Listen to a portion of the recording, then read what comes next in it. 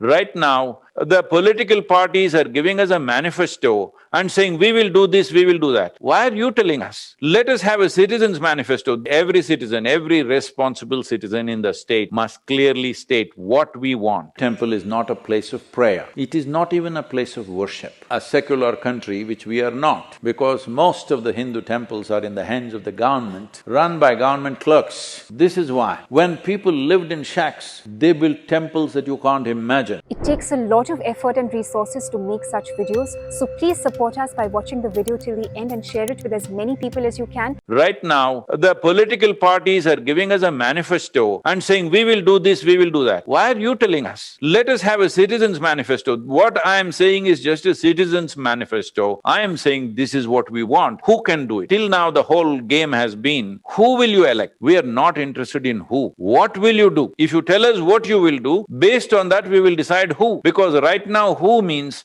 you will elect them on the basis of their religion, caste, creed or party. None of these things are important for us. What is important for us is what will you do? Who is not important. What will you do is important for us. I'm saying every citizen, every responsible citizen in the state must clearly state what we want. Where before the election you don't say anything, after the election you cry. Before the election I will say what I have to say. Post-election, whoever people elect, I will bow down and support those people because this is my idea of democracy. Democracy means bowing down to people's will. To uphold discrepancy and exercise our will effectively, it is essential to vote consciously. Simply aligning with a party because of a familial or peer influence is fundamentally misguided. As responsible citizens, we must evaluate the performance of the past governments over the last 5 years. It is worthwhile to continue with the current administration, or is it time for a change? This decision-making process is a vital aspect of democracy and we must actively participate in it.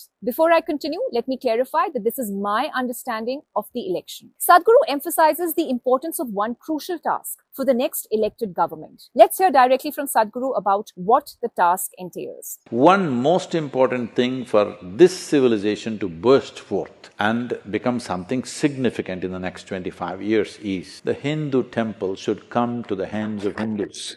Why this is important? Because you must understand, Hindu temple is not a place of prayer. It is not even a place of worship. These were energetically consecrated spaces for different purposes, so that human beings will flourish, which they did in the past. When most of the world did not know what is what, we had the highest level of mathematics, music, astronomy, spiritual process. If you look at the thought process of people who were here 5,000, 10,000 years ago, nowhere in the world anything like that happened. All this happened because we invested in the inner well-being of the human being. Temples are a physical, monumental representations of that. You must understand this. You did not go to the temple to pray, you went there only to have darshan. We call ourselves a secular country, which we are not, because most of the Hindu temples are in the hands of the government, run by government clerks, systematically being ruined. There is no such thing as a temple without devotees, only in the hands of a devotee. All that is completely being decimated. So this is not a question of my culture versus your culture. This is a conscious culture which was created in a way that human consciousness will be the most important part of your life. Other things are secondary. This is why, when people lived in shacks, they built temples that you can't imagine. Great feats of engineering, architecture, an immense effort.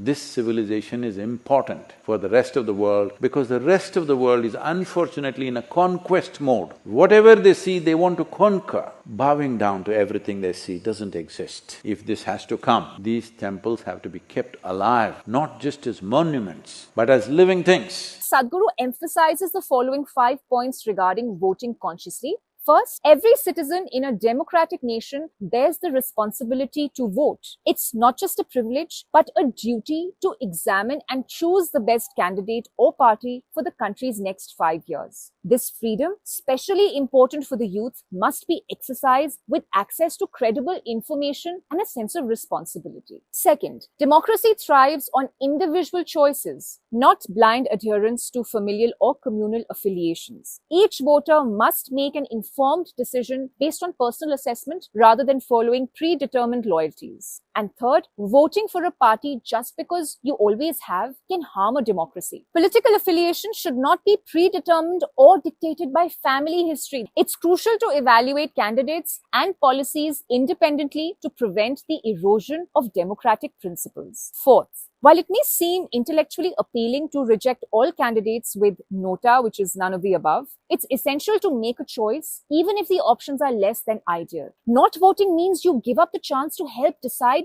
what happens in your country, and things could only get worse because of that. Fifth, democracy requires active participation beyond voting. Citizens must hold elected officials accountable and support them in serving the nation. This involves not just casting a ballot, but actively engaging in the democratic process to ensure the government's effectiveness and the nation's progress. To get free tips on food, health, Ayurveda, lifestyle, and yoga by Sadhguru, please join our WhatsApp and Telegram link below.